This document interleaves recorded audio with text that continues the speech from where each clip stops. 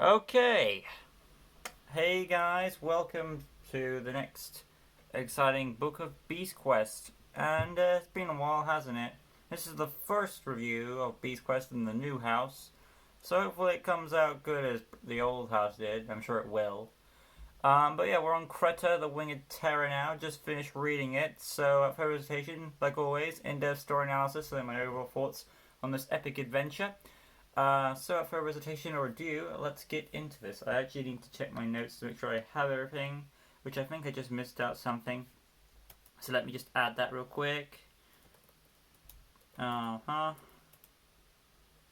don't think there's any. I'm trying to think. I don't think there's any sort of side character. Well, no, I don't think I would really count that character. So it's just the two heroes and the beast then this time. Right. Let's do this then.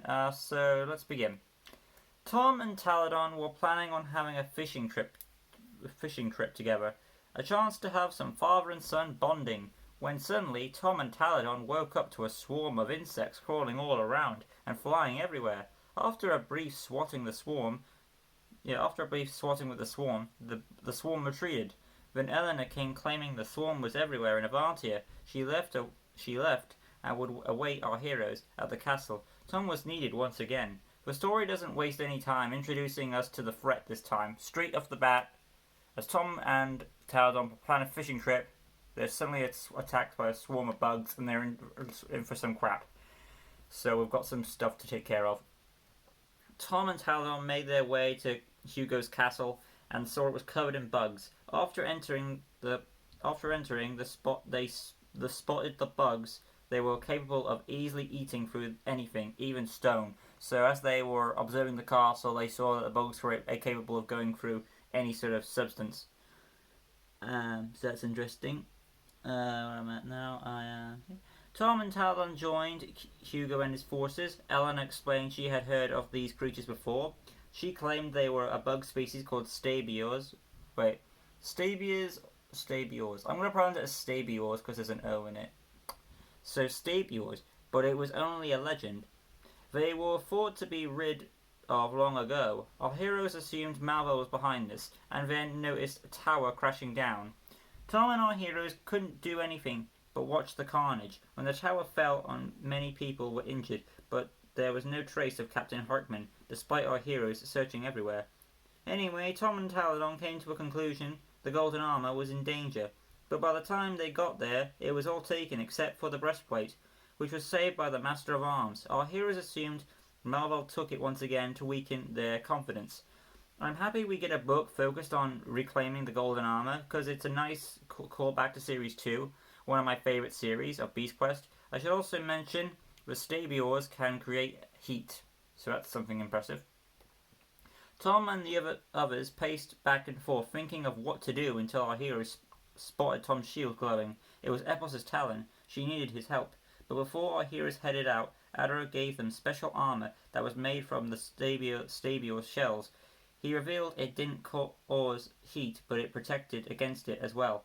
It's amazing that Adaro had time to experiment with the dead Stabiors and create a tool that can aid the team in this battle in so little time.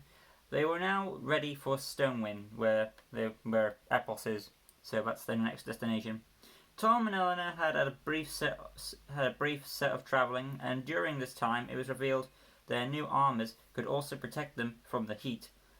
So that's cool. I assume Adaro modified it so instead of producing heat as the Stabios do, it reverses its function. So instead of producing heat, it protects them from heat. Anyway, they met one of their old friends, Durlot, who Tom had helped save his village against Blaze the Ice Dragon. He mentioned he had heard some strange noises not far from the village, so Tom and Eleanor went to investigate to discover it was Epos trapped under a large boulder. Tom healed Epos's broken wing. However, despite this small victory, it was revealed the Stabiors were planning to build up the volcano's pressure so it would erupt. And of course, it did, sending lava heading straight for Stonewind. Tom and Eleanor tried to stop the lava from reaching Stonewind, but it wasn't working, so Tom told Eleanor to tell the villagers to evacuate, while Tom tried to stop the lava, but once again still nothing. Then Tom decided to call Ark to the mountain giant. he had him place rocks in front of the lava flow, which redirected it, making Stonewind safe. Everyone thanked Tom and Arthur for their victory. However, the swarm of Stabiors returned, forming the shape of Malvol's face. He had told everyone he would summon an evil beast to wipe everyone out. To wipe an evil beast and everyone out. So that's something. Let's see. Everyone out called Creta. The creature was made from the swarm Malvo had sent. It held Captain Hartman prisoner from within, and to top it off, it wielded the power of the golden armor. So now, in previous books, it's mentioned that evil beings can't wear the golden armor, and Series 2 evil beasts have been known to do so when they shouldn't. However, here, this is one excuse that could have to allow Creta to do this. It's Hartman. If the pieces are on Hartman, who is a more pure soul than Creta, and Hartman is inside Creta, you can slightly get past that plot hole that way. Because Creta has Hartman inside her body, and Creta's the big beast we're facing, obviously. So Malvol summons Creta. He tells her, "I'm going to kill you all with this beast," and she's got the power of the golden armor apart from the breastplate. Because now, again, like I said, you could either say, "Oh, it's evil." This is a plot hole in Series 2 had, but this is kind of justified because you've got Hartman inside the beast, who is not really an evil person. He's a grumpy person, not an evil person. So he's probably capable of wearing the armor, and that's where you can sort of get by it. So it's okay there. Anyway, they would now face tough situation fighting a beast that contained a friend. And there goes another air freshener. They would now face a tough situation fighting a beast that contained a friend from within. Tom and his companions tried to fight against Creta, but obviously it seemed impossible. Every time Creta lost a limb, the winged terror could simply reform another, or use her swarm to any type of body part that the beast needed. To make matters worse, a buzzing sound went off. I think this is Malvo aiding his beast. He believes Creta's gonna win, so to be certain, he provides a hand, which is a good cause. Most of his beasts fail easy when he doesn't help them. Also, they never say the gender yet, but I'm assuming Creta is a female. The name sounds feminine, and via bug logic, it would make sense. Giant bug as a queen. Swarm protects the swarm. Yes. Giant bug protect the queen. Get the picture. Tom was being tortured by Malvo. He was unable to fight Creta in a way he had lost this battle. Then Epos came to the rescue, defeating Creta and smashing her into a swarm. Smashing her into a swarm, which flew off. Tom awoke inside a bed next to his father. However, the pain was still there, while heroes had claimed victory. Again, in a way, Malvo did too. I do like that Malvo is finally winning to give our heroes more of a challenge, but if he had this kind of power, hasn't he? Why not use it? But why hasn't he used it before? Maybe he hadn't learned it before. Maybe he hadn't learned it back then. But now that he has learned it, he doesn't do it as often in the future. Again, I do like this. I do like the villain is winning for the challenge, but it does raise some questions. Tom was told when they got there, Storm was injured in the process, but he's being healed as we speak, and Tom wondered what was happening to himself. Mark walked in and explained he saw these symptoms before. He saw these symptoms before, and only chance they could have at beating Creta is with the warders from the Shadow Mountains. Tom begged to know where these Shadow Mountains were. I wonder if Malvo is like the real deal or some kind of illusion, because he's having visions of Malvo. And obviously they're visions, because I assumed first this is the real deal. But no, it turns out it's visions. Tom was preparing to leave despite the pain. Mark had then explained more about the situation, about the Shadowy Mountains. Had never been visited before, and when Tom encountered Creta, he got stung. that sting had infested his body with stabio eggs. Tom could see the eggs had already hatched and were crawling all through his body. Not bearing this anymore, Tom was more than ready. Mark would teleport them, and Taladon gave Tom the golden breastplate. Yes, the armor is meant to work for Taladon at this point, but considering Taladon is giving the armor to another user, you can get past that in a way. Anyways, our heroes teleported off for the Shadow Mountains. That's another thing I want to bring up.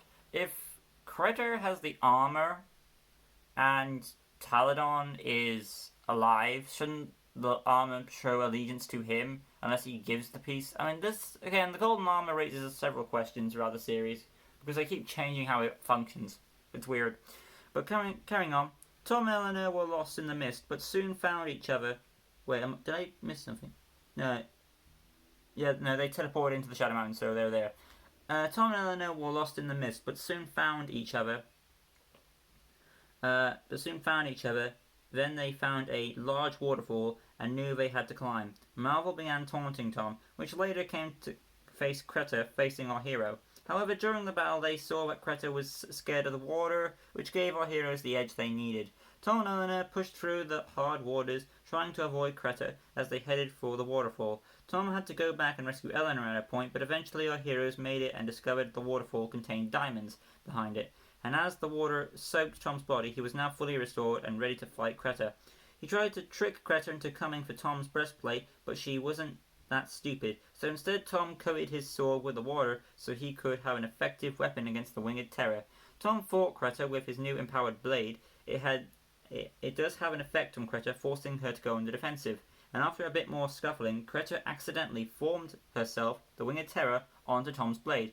Critically injuring Creta, the beast fell into the full force of the water, affecting Creta completely and causing her to die. A few minutes later, they rescued Captain Hartman, who was in the water now. They dragged him out. And yes, it is revealed that he does have all the armor pieces on, so there's there.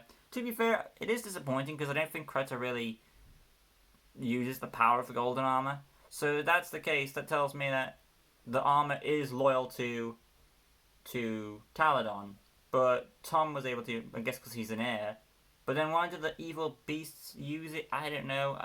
Again, the armor is confusing. Like, Series 2, it works on the evil beasts, I think. And then this one, I don't know, the golden armor is confusing. Tom fought Creta with, Tom fought Creta with, I read that part, so I'm up to there. But yeah, anyway, the point is, Captain Mark was dragged out, and Adaro came in to teleport everyone away. Feast was there, pretty much end of the story. But yeah, overall, Creta, the Winged Terror, I think I did a good analysis on it. A few scuffles here and there. Hopefully it came out well, I think I did. As it stands, it's easily better than Vitra and Crymon. I don't think it's better. Basically, we have it has the trimmings for a great book, but it's held back due to the restricts of the golden armor. I know Adam put it high on his list, but I would say I prefer. This is just my personal opinion. I think I prefer the Spyros book. This one and. I forgot how I ordered Kragos and Killer, but what would I rather watch? Kragos and Killer or read it to say? I don't know. I mean, my order is changing, so I'll just say this as it stands right now, and I may update it in the next book. So just to say right now, my favorite book of the special so far, Spyros. Then I want to say Arax. Then. I'm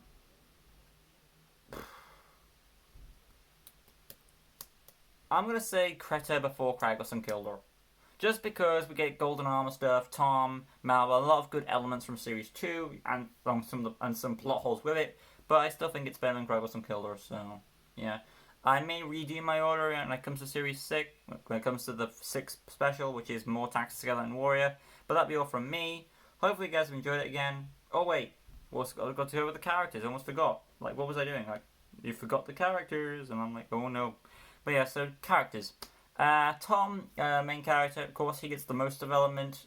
Um, he's suffering through a virus that's being infected inside him. He gets time with his father, but then he's separated. He goes from through facing the challenges, but eventually he overcomes the threat and he claims victory. And I wonder, why would they bring up diamonds when they don't even take them? I guess they can use them for treasure later. I don't know. But yeah, Tom gets the most development, not as much as I expected, but some there too. Eleanor gets shafted in this book, which again I'm not really a fan of because I prefer when both of our heroes beat the beast together. But she does get some expositional dialogue to help, further the story. And then you've got Creta herself, the beast, and again, I'm not really sure on the gender, but I'm going off it's a female because of the whole swarm thing and queen. That's how I'm going off. So, great beast, hard to kill, apart from the water thing. Now, is it just the Shadow Mountains water, or is it just any water in general? That's what I'm wondering, but Apart from that, Creta is an impressive beast until the finale, which he gets easily weakened and taken down pretty simply, really. So, over it stands, Creta's an okay beast. She's not the worst, but not the best. She's in the middle category for me. Overall, that's my thoughts on the three characters, Tom, Ella, and Creta. There is no side character, this one, which is a shame. That'll be all from me. I'll see you in the next one where I'll be doing War Tactics Skeleton Warrior, the last one of the 6 special that I own. So with that being said, I'll see you in the next one. Till next time, guys. Oh, one more thing, upcoming Q&A, also in the way if you haven't already, make sure to put your questions in for the upcoming Q&A coming at the end of this month. That being said, I'll see you in the next one. Till next time, like always, peace.